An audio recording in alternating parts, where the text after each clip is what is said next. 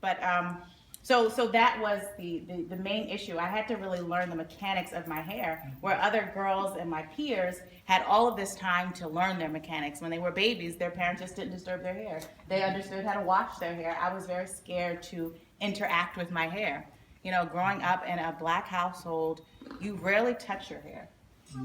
And so first I had to gain, locks. It was almost like I was cheating, because I had to gain the ability to touch my hair comfortably, and kind of deal with the shock of going to work like, well, I tried to touch it, and really, my other peers would say, oh, okay, that came out nice. This I haven't washed in a week. So the longer you don't wash it, the fuller it becomes, the more dense it becomes, which is great because everybody wants like the Cree Summers hair and the Tracy, Ellis Ross. You want that kind of hair. Like, how do I get dense hair? I don't have dense hair, but I'm trying. So the older it gets, the better it gets, is what I learned. For the wash and go, washing my hair by myself really was very interesting because that's the significant part of the wash and go process. Your hair has a natural curl pattern. And when you're doing your hair and you have curly hair, now again, taking away the stereotype of black hair, if you just study curly hair likes to be wet. In that wet process is where it's defining its curls, almost like setting it. So in the shower, my hair would begin to set. It would be the best it looked for the week. So when you wet your hair, it's curling, like, ooh, you look in the mirror, you're like, oh, shucks, right? And so I just got to keep it that way when I get out of the shower. So it was handling it a certain way in the shower. So I would wash it in the beginning of the week, which I wash it now. And again, like Toni, the significant part is how you wash it. So I don't wash it with combs. I don't wash it with brushes. I wash it and I detangle it with my hands. It's going down south. My hair begins to fall down in the water. And so I begin to fall down with it with my hands. And so I section it in the 4 pieces, and I'm just raking my hands through it. If I find a knot, then I'm taking that, I'm taking that knot apart.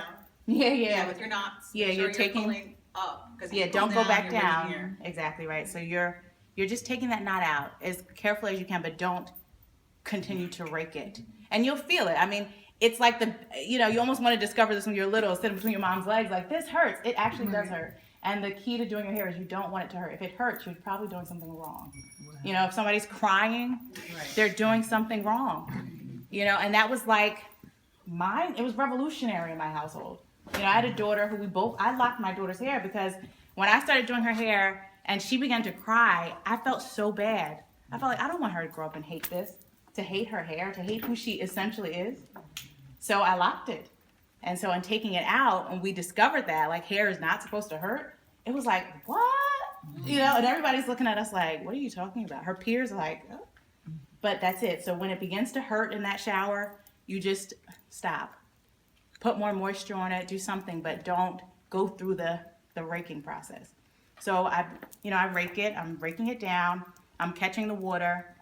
I don't shampoo my hair. I only condition, so I wet it first and kind of just clarify it, clearing out the old product or apple cider vinegar. I don't use that all the time.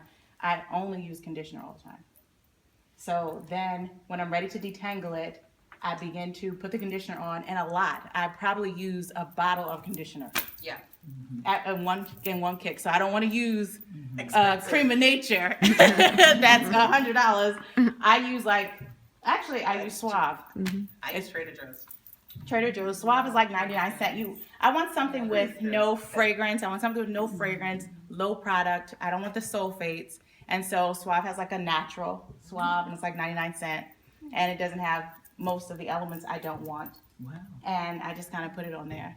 And I put a lot. Do not skimp on your conditioner. Yeah, do not skimp. I mean, if I can go to CVS and get a case of conditioner. Yep. And then, here we have some great samples. I used Shida Naturals, has really good, like a heavy, nice conditioner. So you just use that because your hair, when it's wet and moist, is not dry, is not breaking, and is able to be combed. I never, ever detangle my hair, touch my hair with anything if it's not wet and has some conditioner in it.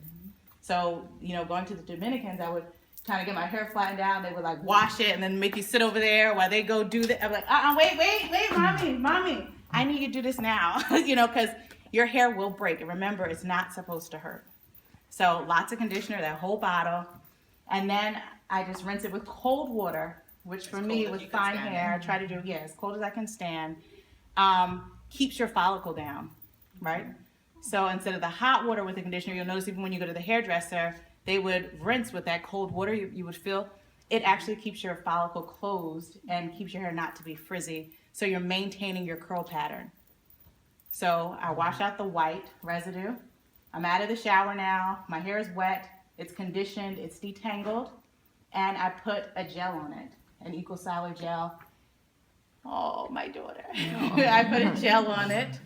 And that gel kind of holds it in place. If it's the summer, I don't use gel. I use mousse. So why the difference between the summer and? So in the summer, I don't need really a lot for my hair. My hair loves moisture. So I get in the pool now. I go to the beach. It is going to curl up if you're going to get in the water. Your hair loves moisture. Every natural hair loves moisture. It just does. So in the winter, when there's less moisture in the environment, my hair needs more things to kind of hold it down. Whereas in the summer, it needs less moisture because the moisture is in the environment. So the mousse is light and it keeps the curl pattern. So I just spray mousse and then I keep the curl. In the summer, I'll be like using like a hairspray to give it a hold, and I'll have like, a little pattern going on. But my hair definitely doesn't like products that are like heavy oil. It doesn't like shea butter, because, and the same reason, like when it's straight and I get it, blown out, I do blow it out like twice a year at least to kind of cut the edges and all of that. My hair is fine. It will sit on my hair and it will make it like just heavy and then limp almost. So it likes oils, if I do like a little shea butter or, like it has to be an oil, it has to be something I melted down into like an oil state, but I really don't even use those. I just use that conditioner and then that's it. But I think the important process for me was beginning to touch my hair often and then beginning to wash it often, like to wash and moisturize it. And then once I have this, so once you're done with that, I let it air dry. That's the best. So if I can wash my hair on a Sunday and let it air dry, you're going to get a better curl. And then I actually take the blow dryer and I blow dry my roots just to make it extend a little longer. I just do that one day when it's drying, just for the extension. And then as I go through the week, I lay down on my non-satin pillow, which I need a satin pillow. So that's two satin pillows. I lay down and I get up and I get in the shower in the morning. And I don't pineapple, I don't do anything. I get in the shower in the morning and the moisture again, my hair loves, and the curl definition comes back. And so once that curl definition comes back, then I go. So, I went to Jamaica and I didn't get braids for the first time. I didn't have to do my sewing. I'm in Jamaica. I'm like, what is my hair going to do? It loved Jamaica. I went to the Cayman and did the Cayman Marathon. It loved the moisture in the air. And the fact that I'm able to touch it, I washed it on vacation for the first time in December. So I washed it. I straightened it out, with my hands. Again, the washing process is so essential that you're not disturbing the curl pattern. So you're washing it and you're gently kind of going down, so you can see those curls in your hand. And then even when you get out of the shower, you're just kind of like moving it so you can kind of just see them. But you're being very gentle. No, I don't even. No. I don't to not disturb the curl pattern. I don't even dry it with a towel. No, I use a t-shirt. I use a wrap my hair in t-shirt. Yeah, that was a lifesaver. No towel. And I don't dry it, so Yeah, so I just. so for me, I just flip it and no diffuser, no towel. Cecily's been offering to teach me how to use a dryer. I don't even know how to use a blow dryer. Yeah. I don't know how to use it. So I'll just flip it over and put the t-shirt around and just leave it alone. See, because she's styling. For me, I take the t-shirt. I try not to disturb with the t-shirt, and I just kind of let the product, like tie it out so it gets dry, and it'll dry. I've gone to work now with my hair wet. And I'm like, oh my God, it's crazy. Yeah, I go to work and my hair is wet, and by the end of the day, it looks like this. And I'm like, But it's not, it's going to be longer. As far as working out, which is, the title was Sweat It Out, right? yes.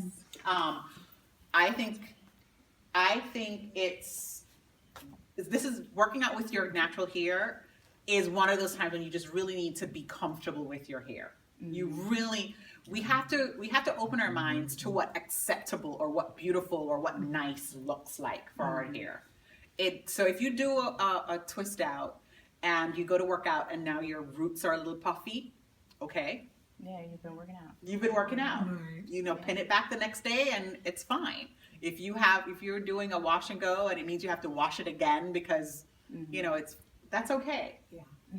It's Yeah, okay. you're gonna. For the lazy, you don't want to necessarily do. But you know, after I work out, to be honest, like Monday's my birthday. I'm probably gonna do, I don't know how many miles. I don't want to make a commitment, but I might do some birthday miles. And I don't really plan on washing my hair after, you know, like I probably will run. And I don't really have to though, because With the washing my go. hair, having thin hair and the density hair, you know, the difference in density, I think makes a difference in the amount of oils your hair can create. Yeah. So for me, So- I just need my scalp to breathe. So I will Yeah. pull it and put it in a ponytail. One, it has to be off my Neck. neck. So I'll just pull it and do it loose so my scalp breathes and it doesn't get too wet. Yeah. Other than that, and it's No, fine. I could run like this, or I'll run in a ponytail. I will put something over my edges because PGR takes all these pictures, so you need to be right. Just in case, you know, I'm single. I'm single. So am Okay, I. I'm single. I'm single. So am I. Trying to So my it's important birthday to be on. always alive. I've been a loctician for over 20 years. My thing is locks, any type of style, any type of way. Some people want to wear their natural hair out. That's what's becoming more popular now. I got into doing locks first, my hair, and then I decided that I wanted to do others' hair, and before it became popular, and now it's the thing with the natural hair. I'm thinking about cutting my locks again because this is my second set. I had the conventional locks first, and then when I learned how to do sister locks, then I converted over to sister locks. What I did is I cut my hair down, and I picked out the rest of the locks, and because when you start sister locks, you really don't want to start long because it becomes expensive. So I was okay with growing out my own individual locks at a short stage. I knew my hair was going to grow long. Because I had the conventional locks. And even when I had the conventional locks, at first it was all about growing hair long. And then I was like, I like short, different stuff. So I started cutting my hair different ways. Like how you see on the side, I shaved it on the side. I have shaved it all the way around and got it installed, then sister locks installed. So you can do all kinds of things. You know, with our locks. So that was my thing about, and I really got into locks because when I went to college that I did not finish, it's because I met a professor. He had locks before it became popular, and he turned me on to the people up north. It was a spot called Kingston Nappy Spot, and that's where I learned how to do locks, and before it became popular down this way, and I had individual braids in my hair at the time, and you know how they told you to you're supposed to perm your hair before you put the braids, the extensions in and stuff. I was like, well, I get my own and don't have to go through all of that. So that's, you know, it's been a journey ever since with that. And as far as locks are concerned, you know, back in those times when I got my locks done, my grandmother was like, oh, you got them things in your hair. And I was like, yeah, Grandma, I'm just, you know, growing my hair out to keep her hush.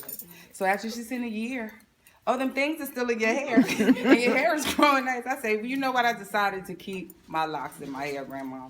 And she was like, oh, well, you better not do that to my granddaughter. So of course I waited till she crossed over to do it and whatnot. But you know, that was my journey. It's more for me, for natural hair, was more for me to help others love their natural hair. Others, as far as people that look like us, natural hair, because that's us. This is who we are. So that was my reason for starting and getting into the lock industry.